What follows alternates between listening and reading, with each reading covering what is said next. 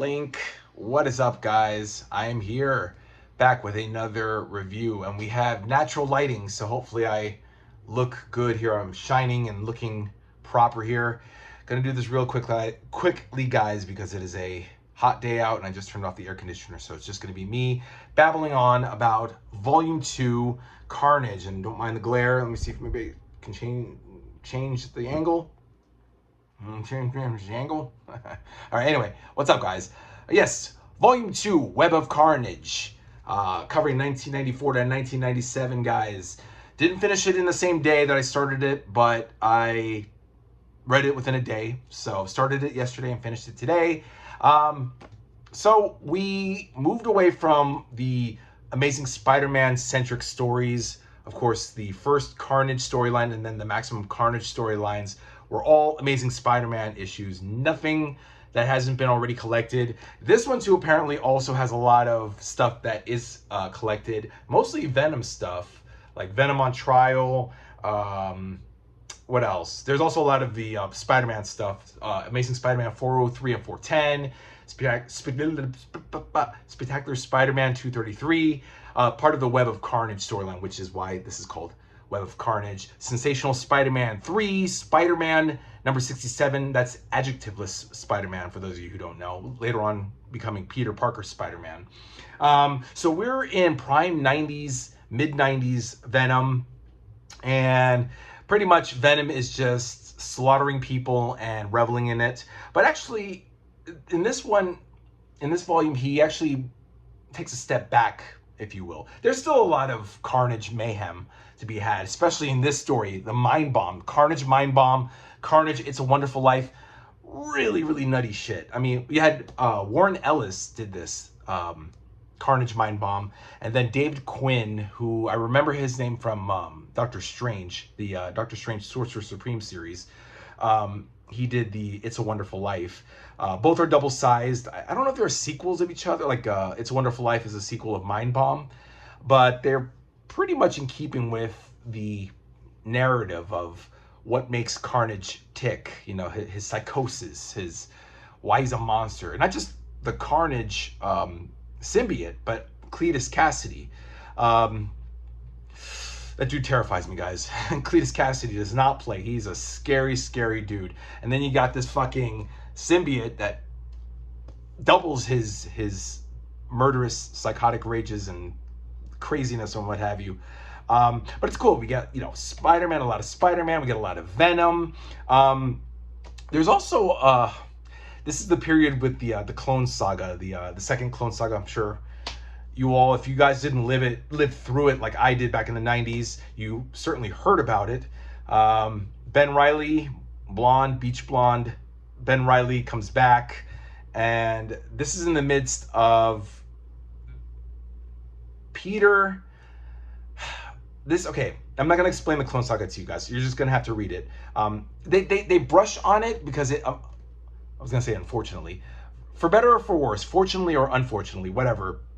They have to brush up on it because this was a period around, you know, between 94 and 97. I'd say it was resolved in 96, but in this period, there was just massive amounts of confusion, lots of detail, and more confusion and more unnecessary detail added on top of it, which confused and compounded the confusion. I'm even confused just trying to explain it to you guys. It's just imagine you're perplexed by something, and then to add to it, to add on top of everything that you're not understanding, they add more confusion. That's what they did with the Clone Saga.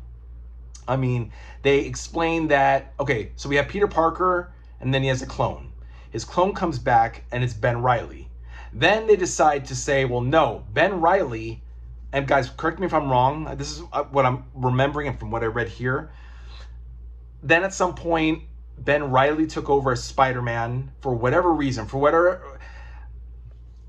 and Bob Harris is probably to blame for this. From what I've been reading up on the research, this is Bob Harris's fault as editor. He was the editor-in-chief. He's like the Jim Shooter of the 90s. Like, he maybe no. I was gonna say he helped Marvel. No, I think this was when Marvel. Yeah, this was when Marvel was bankrupt. They had to file Chapter 11 or Chapter 13 or whatever chapter for bankruptcy because they just didn't have any money left, and Marvel was sinking. I don't know if that was because of Bob Harris, but the Clone Saga did not help at all, guys. I think made the situation worse. Anyway, I'm getting off on a tangent here, but the decision was, okay, we're gonna make Ben Reilly the new star of the series, and he's gonna be Spider-Man, and we're gonna take away, no, not only that, we're gonna make Peter Parker, the one that we've known as Peter Parker for the last 20 years, because mind you, the initial Clone Saga was 1975. I'm not even counting Marvel time, I'm talking about our time here on this planet.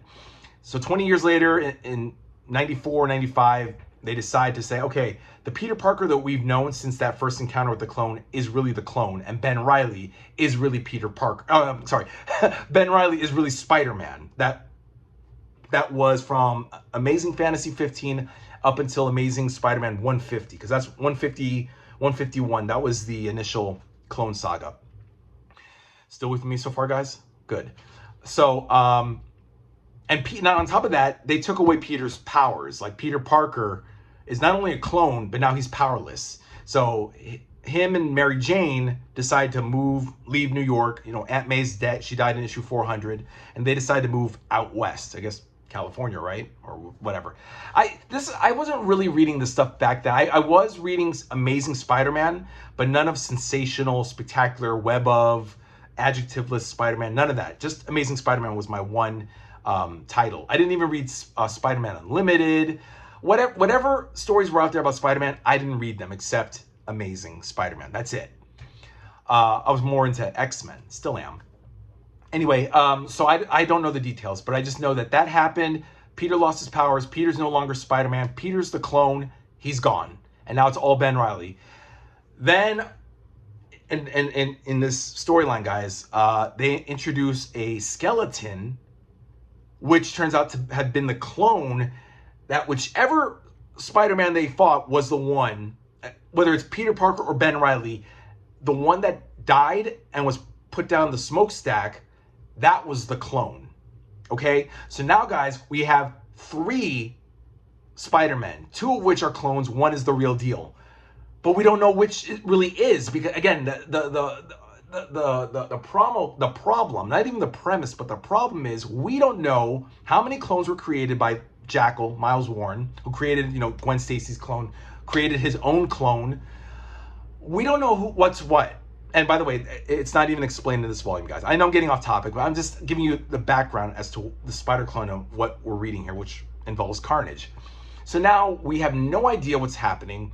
I mean, like who the real Peter Parker is, who's supposed, not only that, who is supposed to be Spider-Man? Okay, we've invested 20 years, I mean, we haven't, but you know, readers since the 70s, and I don't know if they're still reading the 90s, you know, who knows. But they've invested 20 years of their lives in Peter Parker being Spider-Man, and now all of a sudden they're being told Ben Reilly is Spider-Man. He always has been.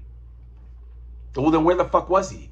And if he wasn't the one that fought Peter, who's that clone? So this story just, and this is Web of Carnage I'm talking about.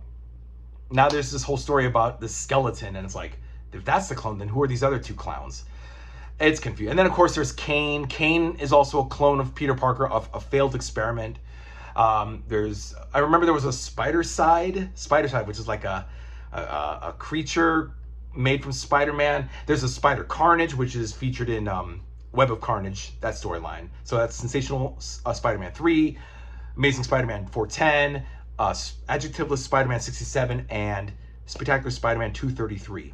That's that, which was a good storyline too. If you can forget the whole clone shit and just focus on Carnage. What's really cool is that the Carnage symbiote grafts itself onto Ben Reilly. So it takes Ben Reilly's willpower to keep himself from murdering people. John Jameson, who's now the security chief at Ravencroft Institute, where Carnage is held. Cletus Cassidy, duh, we know that. And you know, it kind of goes around in a circle, brushing up on the clone skeleton, but not really. It's more about Carnage. Otherwise, why would they include it in a Carnage book?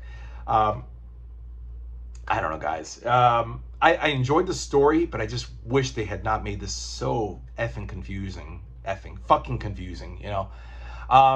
But Carnage, I would recommend, if you guys get this, read the Mind Bomb story. Mind Bomb, It's a Wonderful Life, really, really fucked up, gruesome. No profanity, though. They didn't use any curse words or bad words, but a lot of gore.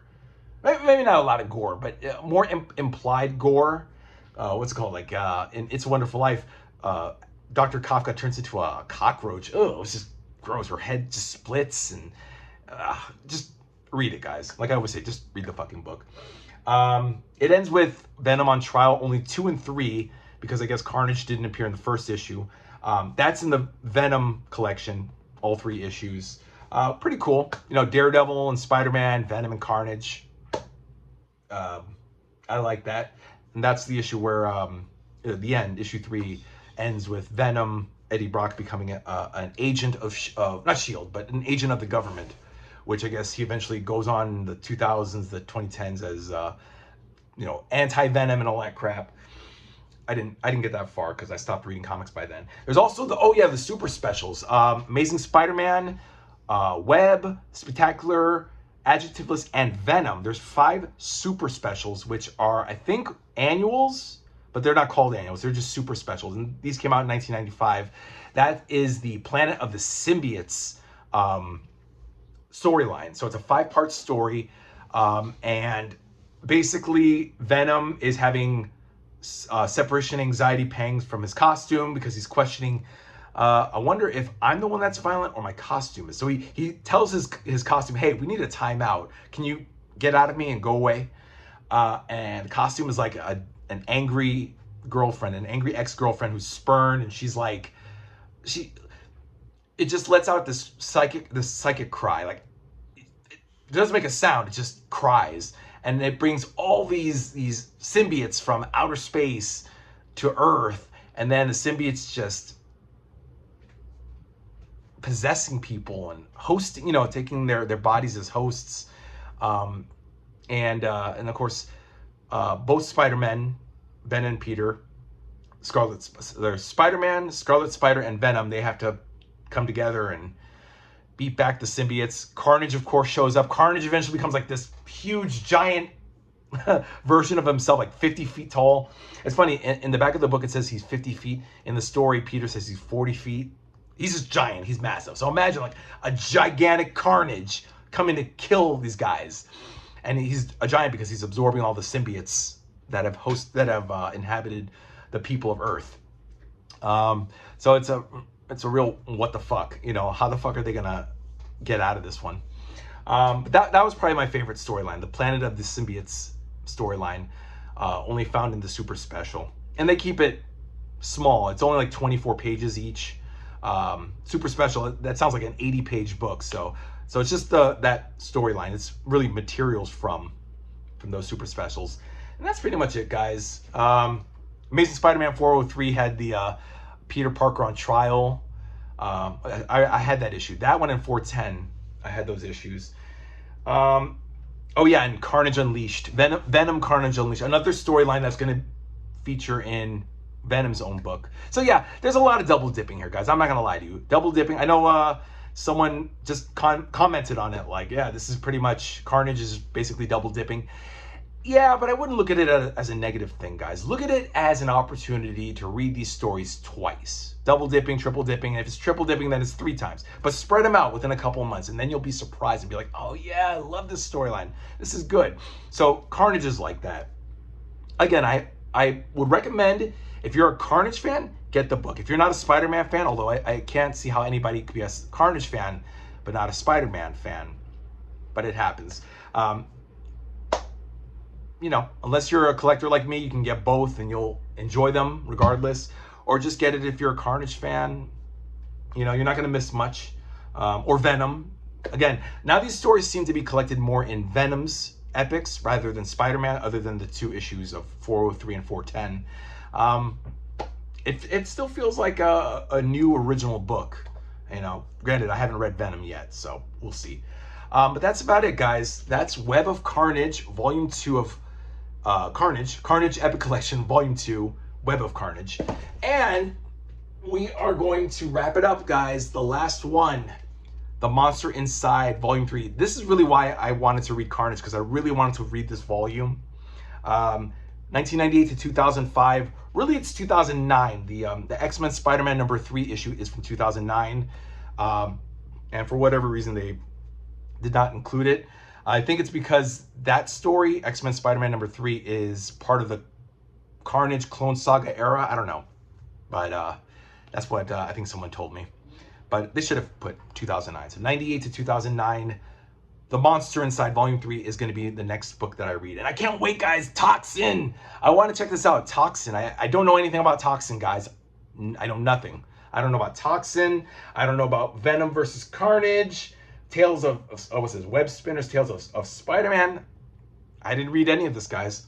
And it's interesting because this is like modern era. Like, this should be a modern era epic, right? I mean, yeah, 98 to 2005, 9, whatever. That's modern era. But anyway, all right, guys, that's that. Oh, and yes, they did announce the modern era epic for Spider-Man, which will start with issue 30. That's the J. Michael Straczynski era. So that means we're gonna have to deal with, after they cancel the first volume in 441, that means we got volume 2 with the John Byrne era, the John Byrne Howard Mackie era, issues 1 to 29. So, and that's post that's like 99. So that's 3 years after Onslaught. All right, we'll worry about that when the time comes, guys. Nothing to worry about right now. But that's that, guys. Leave your likes, comments, subscribes, or don't. I don't care, guys. But I hope you found this educational. If you didn't, oh well. But leave me any comments if you guys have any questions. I recommend it, even if you're not into double dipping. If you're a Carnage fan, check out check out all the volumes. Why not? You know, Carnage is cool. All right, guys. Have a good one. Have a good weekend. And I'll see you in a couple days with the review for Volume 3. Bye.